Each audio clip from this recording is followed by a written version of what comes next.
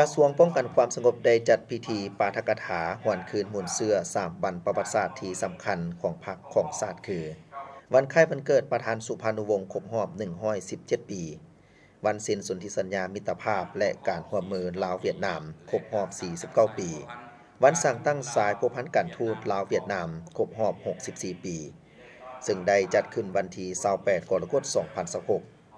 ให้เกียรติเข้าร่วมและปาฐกถาโดยท่านพลตรีสุรินะแก้วประเสริฐรองรัฐมนตรีหัวหน้ากรมการเมืองป้องกันความสงบท่านพลจัตวาอนุเดชคุณคำหัวหน้าห้องว่าการกระทรวงป้องกันความสงบมีบรรดาคณะพรรคคณะนำกรมห้องว่าการวิทยาคารกองบัญชาการตลอดฮอดนายตำรวจกรมกองอ้อมข้างกระทรวงเข้าร่วม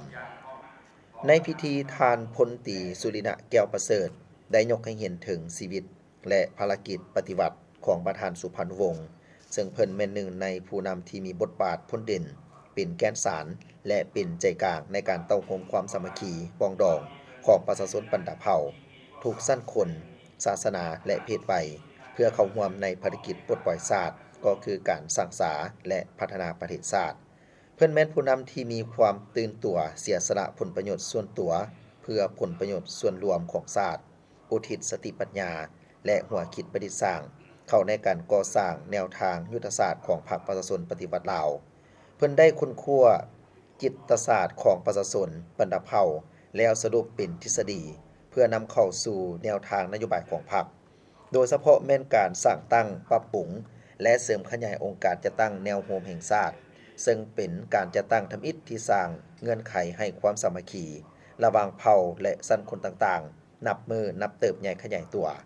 จุดประสงค์ในการปาฐกถาในครั้งนี้แม่นเพื่อเป็นการโฆษณาศึกษาอบรมให้สมาชิกพรรคพนักงานนายและพลตำรวจทั่วกระทรวงป้องกันความสงบได้รับรู้เข้าใจและกำเนิดได้มูลเชื่อคุณงามความดีและผลงานอันใหญ่หลวงของประธานสุพรรณวงศ์ที่ได้อุทิศสติปัญญาความสามารถตลอดชีวิตของเพิ่นเพื่อประเทศชาติเพื่อประชาชนและเรียนรู้ศึกษาอบรมด้านคุณสมบัติความเสียสละและความจงรักภักดีต่อประเทศชาติของเพิ่นเพื่อนำมาหมุนใส่เข้าในการปฏิบัติหน้าที่เวียกงานให้มีผลสำเร็จในตัวหน้า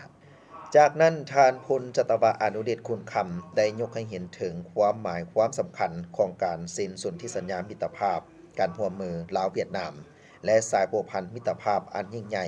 ความสามัคคีพิเศษและการร่วมมือหดด้านระหว่างลาวเวียดนามที่มีมาแต่ดนนานจุดประสงค์ของการปาฐกถาบ่เพียงแต่เป็นการระลึกถึงวันประวัติศาสตร์เท่านั้นแต่ยังเป็นการปลุกระดมจิตใจปฏิบัติเป็นการสร้างความรับรู้และเสื่อมซึมอย่างลึกซึ้งให้สมาชิกพรรคนายและพลตำรวจกรมกองอ้อมข้างกระทรวงป้องกันความสงบได้เห็นถึงคุณค่าของมูลเชื่อประวัติศาสตร์เพิ่มทวีความภาคภูมิใจความสามัคคีเป็นเอกภาพและพร้อมกันตั้งหน้าสืบต่อพันขยายมูลเชื่ออดีงามดังกล่าวเข้าในการปฏิบัติหน้าที่การเมืองของตนเสริมขยายมูลเชื่อความสามัคคีระหว่างลาวเวียดนามและความสามัคคีระหว่างประชาชนบรรดาเผ่าภายในชาติเสริมขยายมูลเชื่อหักชาติหักระบอบประชาธิปไตยประชาชนสร้างความปรองดองมีสติระวังตัวต่อกลอุบายมั่งเพของอิทธิปรปักษ์ทั้งเพื่อเป็นการแสดงความกตัญญูรู้บุญคุณต่อผู้นำพรรคและรัฐบาลหุ้นก่อตั้งย้อนมีเพิ่นในมื้อนั้นจึงมีพวกเฮาในมื้อนี้